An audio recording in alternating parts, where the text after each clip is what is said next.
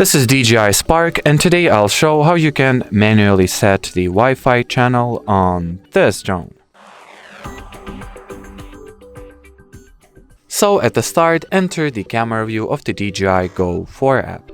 Now press those three buttons you'll find at the top right corner of the display to launch settings. Here select the Wi-Fi category and switch the selection option to custom. Now look at this illustration or graph. Find the channel with the smallest disturbance amount and then switch to that channel. If you would like to, click apply of course, in the end of all of it. And then if you would like to switch back to the automatic Wi-Fi channel selection, simply select auto and apply made changes. And well, as far as this video goes, that'll be it. So thanks for watching and bye bye.